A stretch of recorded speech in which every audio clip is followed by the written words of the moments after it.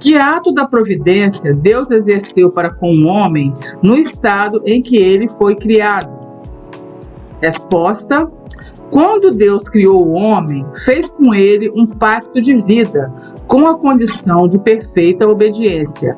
Proibiu de comer da árvore da ciência do bem e do mal, sob pena de morte. Quais são as referências bíblicas? Nós vamos ver as referências a essa resposta em Gênesis, capítulo 2, versos 16 a 17.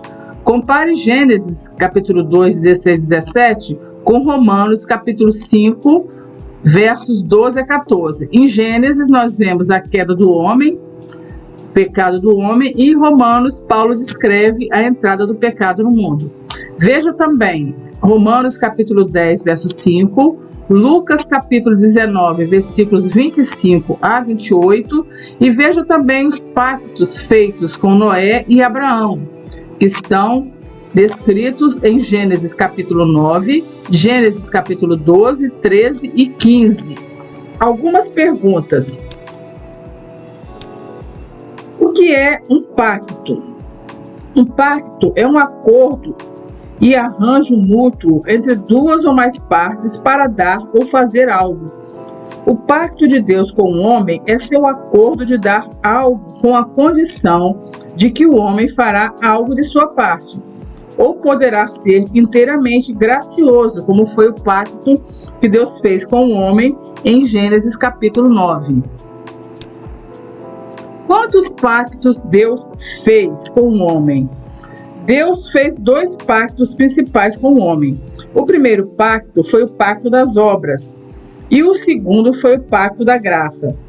O pacto das obras foi chamado assim porque foi um plano pelo qual a raça humana poderia conseguir a vida eterna por meio das obras, isto é, pela perfeita obediência de Adão à vontade de Deus.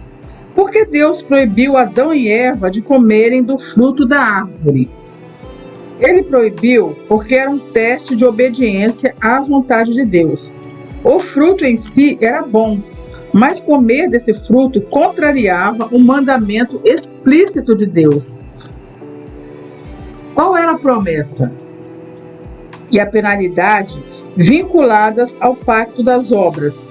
A promessa era a vida eterna e a penalidade, morte temporal, morte espiritual e morte eterna.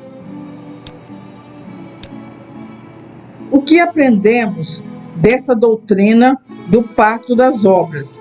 Nós aprendemos que a morte eterna veio pela quebra do pacto das obras, pelo primeiro Adão, e que a vida eterna vem somente pelo cumprimento do mesmo pacto pelo segundo Adão, conforme nós aprendemos em Romanos capítulo 5, verso 19.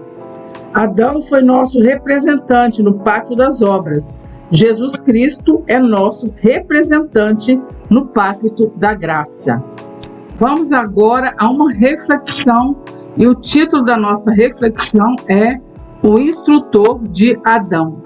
No jardim do Éden havia uma árvore. Não sabemos que espécie de árvore era, pois a história de que era uma macieira não tem na Bíblia prova nenhuma. Mas era uma árvore importante e desempenhou um papel importante.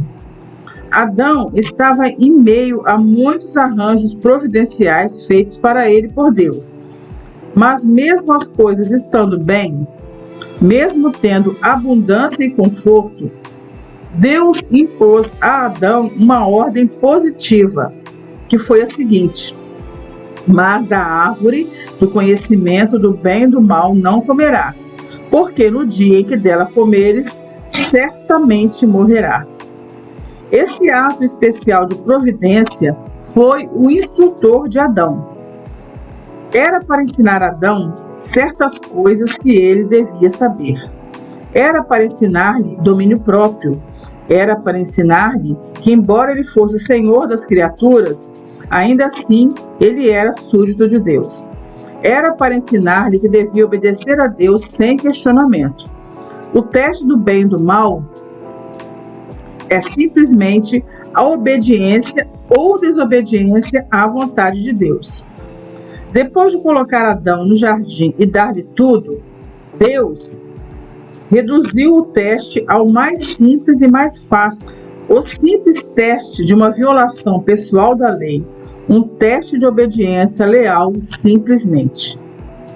Adão foi reprovado no teste, esse foi o resultado. E Cristo veio mais tarde para fazer o que Adão deixou de fazer. Esse teste de obediência é o teste sobre o qual estamos hoje. Se somos salvos pela graça, a palavra de Deus a nós é essa: nem todo que me diz Senhor, Senhor, entrará no reino dos céus, mas aquele que faz a vontade de meu Pai que está nos céus. Mateus capítulo 7, verso 21. É verdade que nossa entrada no céu não acontece por méritos nossos, e sim pela graça de Deus. Mas é igualmente verdade que a pessoa nascida de novo pelo Espírito de Deus será uma pessoa que ama a palavra de Deus e busca, com a ajuda de Deus, seguir os mandamentos dele. A pessoa que é nascida de novo pelo Espírito de Deus será uma pessoa que ama a palavra de Deus e busca, com a ajuda de Deus, seguir os mandamentos dele. Qual o nosso teste hoje? Aqui está o nosso teste de obediência leal. Portanto, quer comais, quer bebais, ou façais outra coisa qualquer, fazei tudo para a glória de Deus. 1 Coríntios capítulo 10, verso 31. E isso nos ensina a exercer domínio próprio. Ensina que somos súditos de Deus e que devemos obedecer a Ele e fazer tudo para a glória dele. Seja o que for que estejamos para fazer, precisamos nos perguntar: isso pode ser feito no nome do Senhor Jesus? Podemos fazê-lo agradecidamente, expressando a Deus nossa gratidão pelo privilégio e pedindo sua bênção em oração sobre a ação? Estamos como pecadores salvos pela graça, buscando fazer a vontade de Deus em todas as coisas? Este é o nosso teste de obediência e a maneira de sabermos se realmente nós somos nascidos de novo. Terminamos aqui a reflexão na nossa pergunta número 12 e até a próxima aula com a pergunta 13 do Catecismo Menor de Westminster. Até lá então.